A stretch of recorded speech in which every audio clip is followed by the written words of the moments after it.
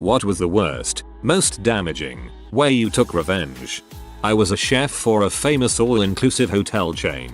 One day I was approached in the kitchen and told I needed to pack my bags and move 3,000 miles away to fix a labor issue at another hotel. I happily obliged, but negotiated a deal where I would have my choice of any hotel location after I successfully fixed the labor issue. I arrived at the new hotel and proceeded to diligently address the labor problem, while also taking over dinner service for 750 people. After a few months the labor issue had been fixed and settled, and the kitchen was running as smoothly as I like. I asked my manager about when I could make the move to another hotel per hour arrangement, and I was told since I had done such a good job they were going to make me stay where I was for an indeterminate amount of time, i.e. forever. I let my management know this was unacceptable, and I demanded I be transferred in accordance with the original agreement that got me on a plan in the first place. I was told they would work on it. I gave them a 3-week window to address the issue, to give them time to discuss it with the head office, etc. I told them if they did not come through in 3 weeks I would walk off the job and never look back. After 3 quiet weeks I politely asked my manager if my transfer had come through or at least was still in the works. It was not. The next morning I gave the entire dinner staff the day off and told them not to answer any work calls. I set up the kitchen as if I were prepping dinner, onions and herbs in hotel pans full of water with foil covers, garlic sizzling in pans, etc. I kept the charade up until around 4:30 PM, at which time I left the kitchen, went to my room, picked up my bags and went to the lobby to wait for my ride. The manager came out freaked. There were 750 prepaid dinner reservations that night and no food, and told me if I walked out I would never work for the company again. I laughed, shook his hand and said goodbye. I never looked back and never talked to anyone there ever again. This was 20+ years ago. I've posted this story before but it's relevant. I got to dispense a little justice to my neighbor once. I met the neighbor sitting outside shining boots. He was in the Army National Guard. I walked over to introduce myself and we talked a bit about the army. I helped him shine his boots and pulled a couple of beers out of the cooler that I kept in the back of my truck. Fast forward a few months, and I'm silently wondering if I'm an alcoholic. The case of beer that I bought day before yesterday had dwindled to a 6-pack. I shrugged it off. I drove my wife's car to work one day that week. My wife worked in a shop across the street and phoned me to tell me that she's been watching the neighbor climb into my truck and stuff his pants with my beer. At first, I was going to confront him and demand restitution, but I decided that I could avenge my missing cans of beer by switching to bottles. So I switched, and when they were empty I refilled them with recycled beer and recapped. Put them in my cooler and waited patiently. A few went missing. I waited. Nothing else was taken. My point was made. Alright, Lloyd Christmas. A neighbor who I never met accused me of trying to stab her dog through a double fence this winter. They have a wooden 6-foot stockade fence surrounded by a 4-foot chain link fence. The dog was injured on something in their backyard and required several stitches, which resulted in a large vet bill that they couldn't afford. They concocted the story that their animal-hating neighbor did this and began a fundraiser and raised quite a sum of money, way more than the bill was. I had no idea about this whole drama until a friend in the police department told me of what this wacko was accusing me of. So once I found out, I requested a copy of the police report where the neighbor stated that the dog was hurt in their yard. There wasn't any blood or human footprints near the fence etc, and I posted it to the fundraising site. She lost friends and reputation for $400. Not exactly the worst revenge, but I think it's funny. My ex-mother-in-law was one of those a wife serves her husband and does everything kind of people. She always criticized me, my housework, the meals I cooked, etc. I decided to get even by filling a sock with the dust from my vacuum canister. Every day I'd stop by her house and take a moment to shake the sock around her house. It left dust everywhere. The floors were the easiest. Everyone's socks would get dirty from walking around. Her husband was noticing she wasn't doing her duty. The best was when I went and shook dust all over her couch pillows and returned that night. I made a show of flopping down on the couch from being so exhausted from work. Dust went everywhere. Her husband was like, "What the heck? Don't you ever vacuum?" Double quote. This is brilliant. I imagine you shaking and swinging your sock full of dust like a priest with a branch sprinkling holy water. Bless this carpet with vengeance. This is my dad's story from when he was a kid. He was walking down the road one day when a bunch of kids in their late teens pulled up in a car and sprayed him with a fire extinguisher. He blew it off as a joke and thought it was pretty funny. 5 minutes later the same kids circle around and spray him a second time. This time my dad took note of the license plate number, make and model of the car and proceeded to track it down and find out where the kid lived. That night he went to the kid's house and threw a fire extinguisher through the car's windshield. Justice was served. When I was 11 there was a guy in the year above me that used to be a bully. He would stand over everyone and he was massive for a 12-year-old. One day after doing physical education class, I went to get changed into uniform in the changing room that was backed onto his classroom. Just my luck this douche happens to be in there. What are the odds anyway? A few words are exchanged before he shoves me really hard into all these school bags that were stored in there and leaves. When I dusted myself off something caught my eye. It was his bag. His mum had written his name in big bold letters, so I thought frick him and had a look. And to my great joy discovered the sickest Dragon Ball Z card collection. He was a rich kid as well as a bully and had them at school to show off, so yeah, I stole them and never looked back. After school I seen him crying like a bee telling his mum that they are missing. You should have scattered the cards across the world and once he recollected them you'd grant him a wish.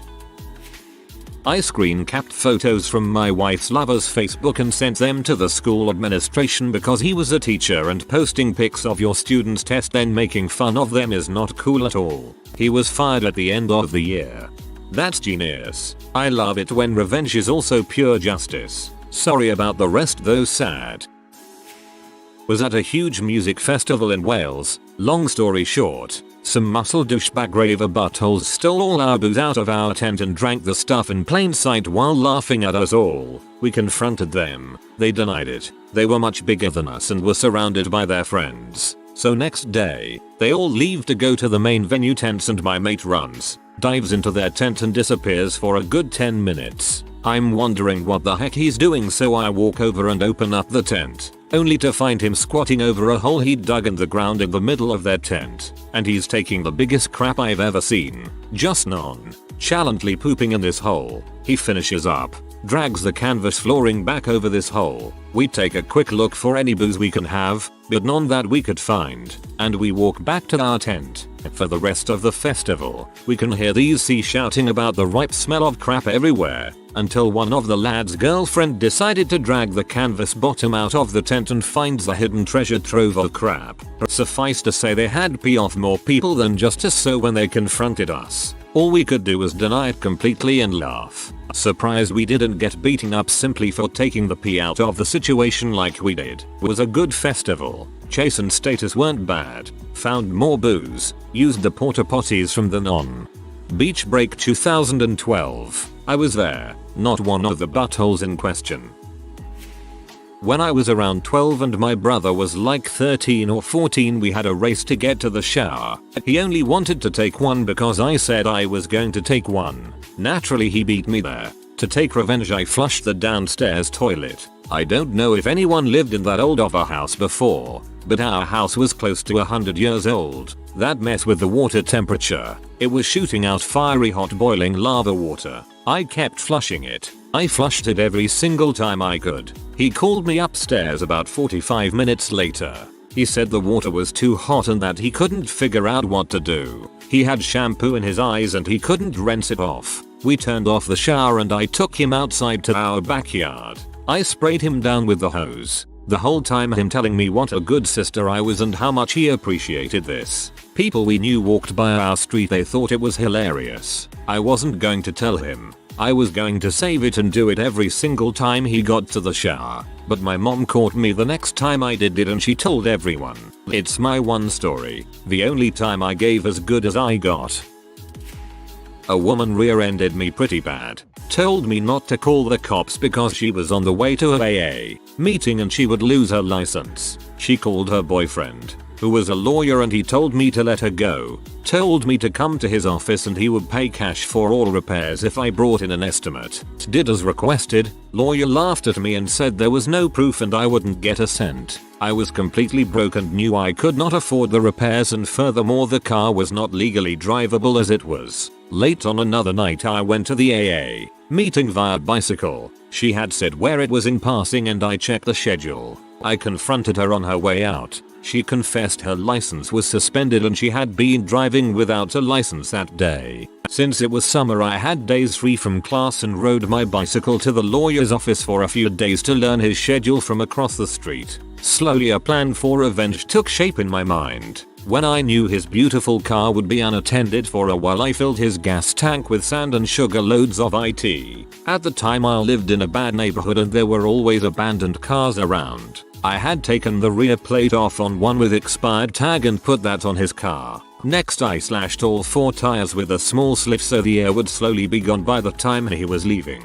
Now I was only able to see the first part of my plan from my perch. He came out from his office, saw the car sitting low to the ground and started screaming like a banshee, and this is how I imagined the rest. He pays to get the car towed. They replace patch the tires, he drives off. Engine fails eventually because of the sand etc. Tows it again, pays for repairs, or new rebuilt engine, drives off and is pulled over for expired plates. Since he arrogantly never took my information and never even looked at the repair estimate, he didn't know the name of his saboteur. I actually didn't tell anyone about this when it was going on. My girlfriend would not have approved, and very few since. But about a year later I drove by the office and saw it was no longer his. I feel like the woman probably would have done the right thing, but she was just mixed up with a jerk. Hopefully the events I started made it clear to her. Sweet secret revenge.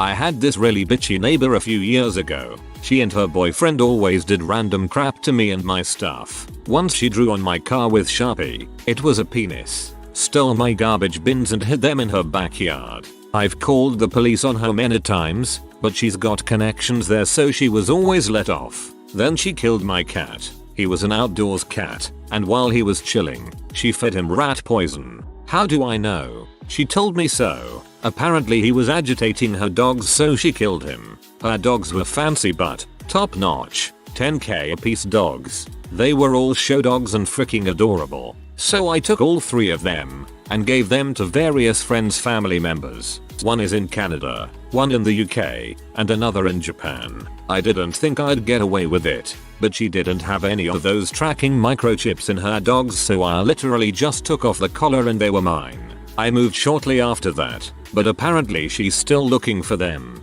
TL. DR. Bitchy neighbor killed my cat, so I stole her dogs and scattered them across the world. Dang man, that's awesome. You didn't have to stoop to her level. No animal was harmed, and your pals got some dope pets.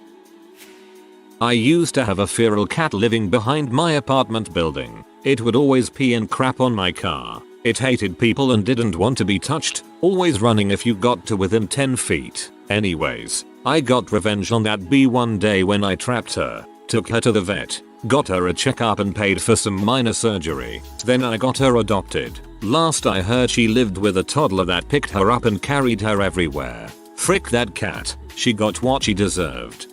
Yeah, good life will teach that son of a bee. GRRRRR face. A buddy of mine insulted me, so I got him drunk, took him down to the family catacombs, chained him to a wall inside an alcove, and bricked up the front of the alcove. No regrets. Someone call the police. So everyone has heard of the classic X-lax and the brownies trick, right? Well, my buddy pulled that weak sauce on me about a week ago, so I pulled this little ditty on him to show him just how much more worse it can get. So there is this awesome weight loss drug called Ali, which works by turning off the enzymes that digest ingested fats, so instead of being absorbed through the gut they are instead passed right through the GI tract. Well, I took said buddy out to a truce dinner at the local Asian buffet, pretty much fat covered fat in fat, and slipped him a Desmond meal. The amount of raw sludge that has dripped, sloshed, and exploded out of that deserving butthole is more revenge than I could ever hope for. Never trust the truce dinner. When I was first out on my own, I went to live temporarily with some friends while I settled in and got my own place. I put most of my belongings in the storage unit of their apartment. I went back a week or so after moving into my own place to get my things, and my buddy told me that the guys he knows downstairs from him had taken my bed set. I went down to confront them about it, and when they opened the door I could see straight into their apartment and into the bedroom, and there was my bed. They denied it and said their uncle gave it to them and shut the door in my face. I asked my buddy if he knew which car they owned, and he did. He pointed it out. I checked the doors. They were unlocked. I went into my car and grabbed the extra bottles of motor oil I had, and proceeded to coat the interior of their car in motor oil. The last bottle covered the driver's seat. Then I walked next door to the 7-Eleven, bought a carton of milk, and poured it into the vents of the car. Went paintballing. One dickhead thought it would be hilarious to shoot me in the back of the leg to see if it worked. Obviously it hurt like freaking crazy. Anyways, 2 rounds in and we get put on the same team. He's forgotten about it because he's done about 30 other dickhead things since then. He walks about 10 feet in front of me as we begin the round and says, "Is everyone ready?" So, I shot him in the back of the leg and said, "Yeah, just gotta see if my gun is working." He turns around screaming at me, so, ever so calmly I shoot him again. Judging by his reactions, I shot his left ball, walked away, he went home, victory. First job in retail, and I was really close with the rest of the team. Some newcomers were hired for the summer, which gave us some healthy competition. We were on commission. One girl kept stealing everyone else's sales, and when she was confronted she gave absolute no fricks and continued taking everyone's sales. Our schedule was always done on paper, and it is everyone's job to read their schedules properly for the following week. In the case you can't physically come into the store to write your schedule, you had to call and speak to a manager to read out your schedule over the phone. Anyways, she ends up calling and didn't ask for a manager to give her schedule. I gave her all the wrong shifts, which followed by termination due to job abandonment, missing work 3 shifts in a row. I worked in an office once, and the boss was a real prick. If you used any of your sick days, he would hold that against you at your yearly review. But if he was sick at all, or even just felt like it, he would stay home or go golfing. Well, there was a terrible flu going around. I was sick, a co-worker was sick and throwing up in his trash bin, but none of us were allowed to leave. So when my boss went home super early again, I went into his office and coughed and sneezed all over his mouse and keyboard. He got really sick a day later. In 6th grade, some kid made a snide remark in class about my name, and the whole class laughed. I saw him in the hallway carrying books the next day, so I kicked the back of his knee. The sound of teeth on linoleum still fills the spaces between my thoughts. When my grandparents were younger, they lived in flats, and the woman in the flat below them nearest to the post box would always read their letters. My granddad knew because he could tell that she was resealing the glue over her kettle. So one day he decided to send a letter to himself but include a black hair of my nan's. The woman having the same colored hair would pick it out thinking it was hers. However, with this he also included a note saying, "Stop reading our letters, you nosy CNT." My granddad's a rather blunt guy. Needless to say, their post was never opened again and he never received that letter back. I changed a battery for a guy I can't stand, so I didn't connect the auxiliary pack before I removed the battery from his car, so his clock and radio stations all got reset. I was playing follow the leader with my best friend in kindergarten. He was the leader and ran up the slide. We weren't supposed to run up the slide, but we were 5 years old and could make our own decisions. I followed him, but the teacher saw me and told me to sit down on the pavement until recess was over. So I told her that my friend went up it first and I just followed. The teacher called him over and asked if what I said was true, to which he said number, so then I told him we weren't friends until he said sorry. That showed him. He said sorry and then we played Tony Hawk on his N64 after school. Well, that was adorable. My little brother was a C. My parents got him a cat for his birthday. I could never have even dreamt of such a thing for myself. I made the cat love me more than it loved him. Do not frick with me. In Catholic grade school, we took notes for 1 hour every day in theology class. then were given an exam that covered the entire year. I deliberately waited until mid-May, then acted out in class so that I'd have a lunch detention. That basically means they leave you unattended in your classroom, doing some bull's assignment while everyone else is out at recess. During lunch detention, I stole the theology notebook from a kid's desk. I hated him, and threw it in the sewer on my way home. He had to borrow someone else's notebook and rewrite the entire year's worth of notes by hand. It took him over a week, working 3 to 4 hours per day. Not worst but funniest, I dated a guy for 3 years and broke up with him when I found out he was married. Whole other story. I basically did nothing when I found out other than stop speaking to him. About 6 months later I was thinking about it and wanted to send a little jab, so I logged into the student library site with his student card info and ordered a few dozen books on adultery to be delivered to his office. Option available to grad students, which he shares with 2 colleagues. He's a computer science major, so the books were definitely not part of his studies. It was little but gave me a laugh.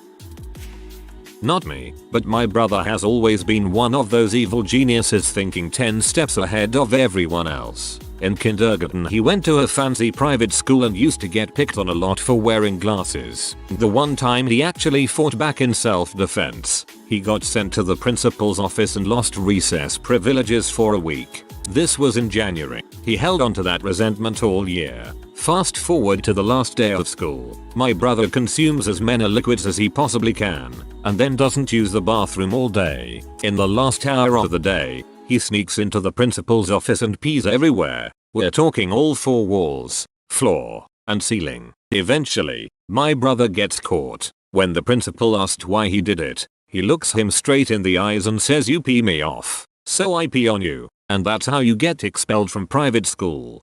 Wow, he must be insanely smart to pull that off in kindergarten. Amazing. I was sitting in the library on the first day of fall semester trying to work, and a kid wearing Beats headphones was loudly rapping to his music. I politely asked him to stop, to which he called me a B or something, tried to make a scene, and got up and left. The thing was, he had forgotten to log off of his school's account, so I dropped him from all his classes. Well, at least he can tell everybody he's the man. He's the man. He is the man.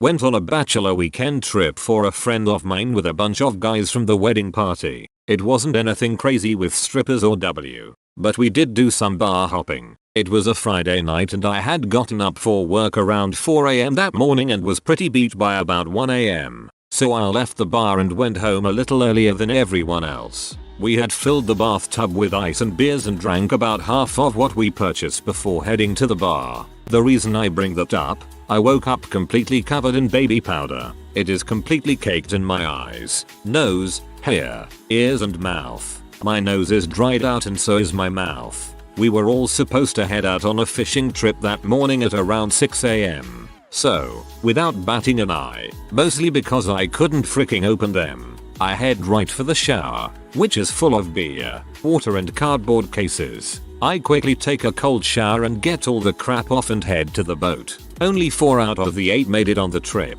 Everyone is shocked with how well I am taking having been seriously antiqued. But I simply ask a few questions and get the answers I need to hear and go about my day as if nothing happened. Turns out it was an old roommate of mine that did it to me. He was too fricked up to make it on the boat trip and is sleeping it off in the hotel room. So, the moment you've all been waiting for, the revenge. While we were heading into the dock after a day of fishing, I filled a water bottle full of all the bait juice and little pieces of squid and raw bait fish. I filled that crap to the brim. I was very quiet about it and didn't let anyone know what I was up to. We all made it back to the hotel and I acted like I was heading back to my room. Instead, I went over to this guy's car and proceeded to pour half the bottle down the AC vent underneath the windshield. But I wasn't done there. I went over to his room and knocked on the door. He opened it up and I calmly squirted half of what was left in his face. While he was squirming around and screaming,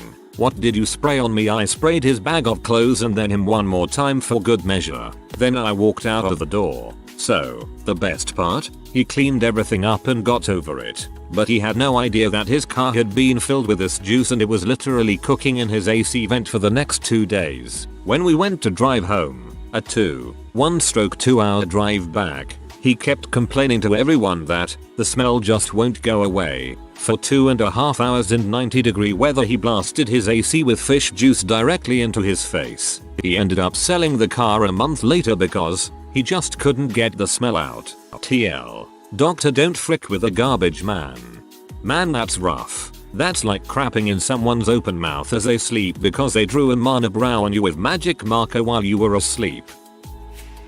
If you are new to the channel, you can subscribe. I publish new videos every day. Until then, check another video.